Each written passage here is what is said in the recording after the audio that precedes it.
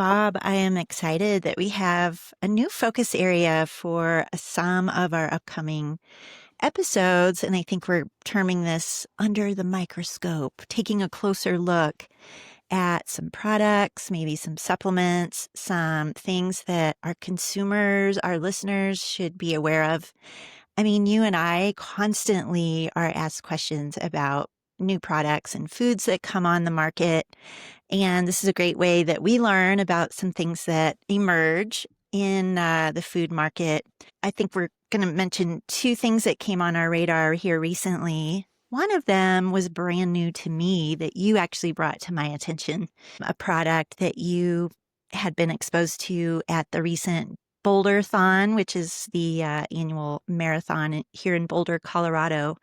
And I think you picked up a sample of this product. And then as you were looking at it, discovered some things here on the label that were really interesting and made us do a little bit deeper dive into what this product is. So I'd love for you to go ahead and introduce it.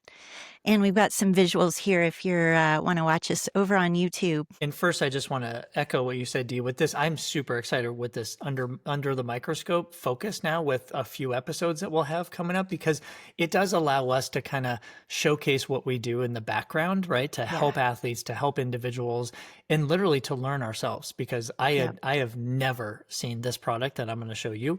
And I'm going to kind of introduce to everyone. And just to let everyone know, this is not by any means, we're not bashing anything. We're literally just kind of putting these things under the microscope as we learned about them, and we learned, kind of the navigation around these products. We want to share with you so you can be more informed, just like we are. Okay.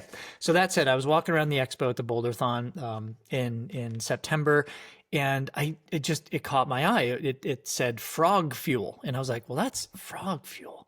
I don't even know what to think about that, right? Because of course my mind goes to biology. I'm like, well, that's kind of disgusting, of course, right?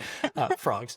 But anyway, so I go up to it and I pick up this packet, which you can see if you are on YouTube. It's called frog fuel. And now they have a lot of different products, right? This one specifically they were handing out.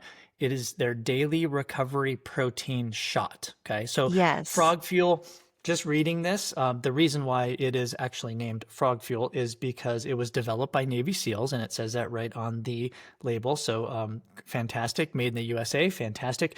But this is what caught my eye. Not that it was, you flip it over and you see, there's proprietary blend, there's collagen, there's protein or amino acids. Okay, I see where they're going with this whole recovery protein thing. But what got me was the front of the label. I'm just going to show this one more time for our YouTubers, right? And I was just going to describe for those listening. It looks like a gel package. It's a gel package, like a little squeezy with a little rip-off thing at the top, like a classic energy gel. So listeners and watchers, if you're on our YouTube channel, what you're seeing is if you look right under the daily recovery protein, there are some numbers there, and I'm going to read those. So the numbers, this is what caught my eye. It says 15 grams of premium protein. That always catches my attention. I'm like, oh, protein, right? Then it says 22 amino acids. Then it says 100% digestible in less than 15 minutes. I'm like, cool. Wait a second. And I had to do a triple, double, quadruple take on that. And literally, I was like, hold on. I was trying to think back, just a couple of years when I was in undergrad and thinking, when we learned about amino acids, didn't they teach us that there are 20 amino acids? And so I'm like scratching my head. I'm literally at the expo like, oh my gosh. And then I'm asking my wife, because she has exercise science background, asking my oldest son, because he studied integrative physiology. I'm like, guys, how many amino acids are there? And they're like, why, what are you doing, right? Why are you asking this? And there are 20, right? Of course, that's the answer I got. So here's the fast forward. I go home, I start researching this, Dee, and guess what? There are over 500 amino acids that actually exist in nature, okay? So listeners, wow, right? But here's the other thing. There are 20 amino acids that the human body uses, but there are actually 21, which was news to me. Okay, so let me back up here. We've learned and we all know, oh yeah, there are 20 amino acids. Okay, great. Now there are 2 additional ones which they put on the label. These are called, stick with me, selenocysteine and pyrrolysine. Okay, so D, I was researching these. Here's the thing. Our body, our human body can actually use selenocysteine, Okay. but it does not use pyrrolysine.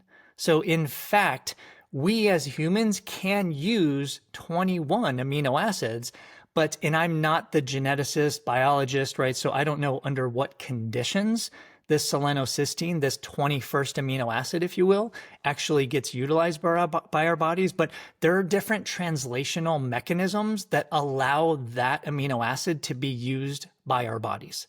I am certainly not the expert, nor do I ever want to be on translation with mRNA, right? I That mean, said, I thought it was interesting because I'm like, surely there's not 22 amino acids, but there's actually 21 that our human body uses. Who knew? leave it to the Navy SEALs to figure that Right? out for us. Yeah, yeah. So a couple things, right, is wow, I just learned, and of course you just learned too, that wow, yeah, there are, a lot of amino acids, but our bodies can actually use 20 of them, and then maybe this other one, this 21st, this selenocysteine, under certain conditions. Now, again, this pyrrolysine and all the research I did at least indicates that humans just do not use that. There are other organisms that use that, but not humans. So in fact, we have a product that has more than 20 amino acids. That's my conclusion. It's interesting, Bob, just looking at the label, at least on the website. I don't even see that listed. Is it on the package though? The selenocysteine. Oh, I it's see not at all. No, cysteine, but I don't no, no, no. see. Yeah. No, Okay. it is. So it's Interesting. interesting Okay. because great point, D. Under the proprietary blend, it says nanohydrolyzed collagen protein. Then it says taurine, tryptophan, histidine, methionine, glutamine, and cysteine. So actually, interestingly enough, nowhere on there says selenocysteine or Yeah. pyrrolysine. I Hmm. had to go digging for those Yeah. research and Dr. Google, of course. But I just thought it was, Wow. I thought, wow, I just learned something. Yeah. But two, take it what you want. If you want to try that, obviously that it's out there. But I just found it interesting that our bodies could potentially utilize another amino acid in selenocysteine. I wonder how much is in the I know, product. right? Yeah. Well, in of course, when we ever see proprietary blend, right, we're like, oh, Right. kind of a yellow flag because we don't know the quantities of each ingredient, and that's what kind of Yeah. is horrible about that one. We'd love it if companies could just stop doing proprietary blends so we could see exactly how much is Yep. in Yep. each actual ingredient. Yeah. Wow. Well, okay. Do you want to comment anything else on the frog fuel before I bring No, up another finding, Bob? no, No. that was Okay. the first one. I think take what you want, listeners. Yeah. I just thought it was super interesting that not only exists on the market, but that Yeah. a little bit of a biology lesson with amino acids. Interesting. Yeah. Well, I was looking at a energy gel that I use in training and running and stuff. And I'm going to do a show and tell too, Bob, and Oh, pass it to you. So oh yeah. Let me I'm see. showing the Oh UCAN Edge yeah. Energy Gel Salted Caramel, Salted my caramel. particular favorite. Have you tried that? It does kind of taste pretty good. It does taste good. So take a look at the label here. I'm Let me going to see it real quick. Let pass me it see it. to you. Oh, hold on. Yeah, Okay. so check this Yeah, yeah, out, yeah. Bob. What do you notice? Well, okay, wait. So as I'm looking at this, so you guys are all familiar with UCAN. Well, most our listeners are familiar with UCAN. We've talked to UCAN before. We've had him on here before. Peter specifically, one of the co-founders. So this is their Yep. gel, and this is their caffeinated gel. So this one has 75 Yes. milligrams of caffeine, which I'm showing on video. So your YouTubers, if you're watching us, you can see what I'm looking at here. But something's not adding up, D. It has 100 calories. So the serving size is one pouch, as it should be. The calories are 100, which usually for a gel, I'm like, yeah, cool. Okay, that's about what we see in gels, right? But then I go into the carbohydrates and something's not jiving, D. So carbohydrates indicate that there are 34 grams, but there's 100 calories. So if you do that math, what is that? 12? That's what, how many I calories should know. that be? If we take a Yeah. normal carbohydrate, let's just say Yes. glucose, which this Uh, does obviously not have glucose, which is 4 Right. calories per gram, right? What would that If what would that add to? Yeah, if you do the standard calculation of 4 calories per gram, this should be about 135, 136 calories in a Okay. package. Okay. So you pick this up, D, right? And you're like, wait a second. We've been using UCAN for how many years? And the Edge has been out for how many years? And this is what I was thinking. I'm like, did I just catch that? Well, so yeah, I mean, this has one broader point is that the nutrition facts and the calories on all food products, Yes. not just sports nutrition products, are estimates. Like we don't put Yes. every single food product in a calorimeter, bomb calorimeter Right. to Right. burn it and then do the calorie exact calculation. So that's a broader thing that has come up in various ways over the years, somewhat problematic for a few companies. But so this one in particular, Bob, is a discrepancy there that I think is noteworthy, or it just at least trying to educate, like, why is there a difference here? Yeah. Well, and to your point, D, right? So our government in the United States allows up to 20% error in calorie reporting or in This is all true. nutrition facts label, which of This is course I true. learned that Yeah. once I formed my snack company. I'm like, oh, there's a lot of Right. error here, Right. right? So I was like, okay, if you're in 20%, give or take, right? You're pretty close. But this is what you said. This is 36%, if I have my Yeah. math right. It's higher than 20% is what I'm saying. So that's why Yeah. I was like, wait a second.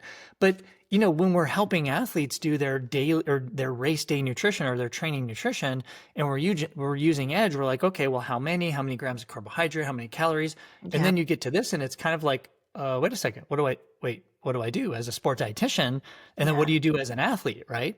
Right. So here's what I did, D, because this was kind of I was scratching my head. It was outside the norm in terms of the error allowed on labels. So I'm like, you know what? I'm just going to reach out to our good friends at UCAN. They were extremely responsive, very, very quick, and interestingly said, "Oh yeah, we actually had another dietitian ask that same question." And I was like, "Oh, was it Dina?" That email's been It in the was not. queue. But so here's the thing, and I did not know this. Should we tee this? Do you want me to share what I learned? Yeah. Yeah. Because this is kind of cool. Okay, so first though, we have to qualify. There are two different types of UCAN gels, right? UCAN edges. I almost hate to call them gels because they're not really gels. It's more Yeah. liquid. It's like a little Right. smoothie in a pouch kind of a thing. But Right. they have their fruity line, which includes like this unflavored that I'm showing. I think you Hmm. have the strawberry banana, right? There's Yep. a lot of different fruity flavors where the carbohydrates are 19 grams, right? And the calories, at least on my unflavored, is 70. But Uh-huh. then when we have our non-fruity flavors like our chocolate, our mocha, our salted caramels, these are where the calories are 100 and the carbohydrates are 34. So we're not talking, my point is, we're not talking about all UCAN Edge gels because if they're fruity, they have less grams of carbohydrate and less calories. If they're non-fruity, they have more carbohydrates and more calories. But here's what I learned. I know you're not a drummer, but give me a drum roll, D. Oh, shoot. That was pretty good. If you watch, you need to probably watch this on YouTube just to see Dina's facial expression when she was doing the air drums there. I'm Uh, guessing this relates to the other sweetener or two that's in here, or it the does, ingredient that, yes. yes. So if we all know, and if you don't know, we're going to educate you. So UCAN is all about their Live Steady starch, right? That is a starch that is cooked, is a non-GMO corn starch that is cooked with heat and water, which kind of changes the molecular structure, which allows it to be very slow burning energy, right? But that's not the only carbohydrate source in the gels. That's where the discrepancy is. So here's what I learned, D. So obviously the Live Steady, the Live Steady cornstarch, right? That is very similar in calories as glucose. So that's your 4 calories per gram, as you mentioned before, right?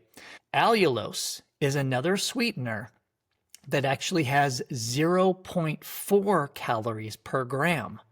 It does not get absorbed well by the body at all, so there's no blood sugar spike. In fact, just as an aside, we might do a future episode of this about this, but allulose actually triggers GLP-1 very, very well. So topic for another episode. But Yeah. anyway, so allulose is in there as another sweetener, but then we also have glycerin. So glycerin has actually 4.3 calories per gram. So yes, exactly what you're saying, Dee. We actually have to add up the Live Steady cornstarch, the allulose, and the glycerin because they all have different calories per gram of carbohydrate. That's where the 34 grams comes from. So Okay. I feel like we solved that mystery today. Yeah. So, yeah, each carbohydrate component having a different calorie load per gram Yes. and factoring that in. So, Yes. Yeah. And a quick side note on the fruitier flavors and the unflavored, it's the same thing, but there's less allulose, less glycerin. There's the same amount yes. of Live Steady starch, that being 15 grams for all the gels, but they just have less allulose and less glycerin in the fruity flavors, which is why we're seeing lower carbohydrate and lower calories versus their non-fruity flavors. And we can do this in a part two, Bob, is just though the usable carbohydrate in Oh, this right, product, right. right? Because if I Absolutely. can't absorb X grams of allulose to use Yep. as a fuel in the moment, Yep. then what am I getting here? So that, yeah, maybe we'll expand on that in a future Under the Microscope episode. Well, and it's a good point because there's actually a lot of sport nutrition products. I'm thinking bars specifically that Yeah, have a lot of different of types of those ingredients that do have that effect on the body. So yeah, let's save that for maybe not a part two, but another under the microscope. Love that. sounds good. Well, listeners, hopefully you enjoyed this quick under the scope episode. We have much more to come here in the near future.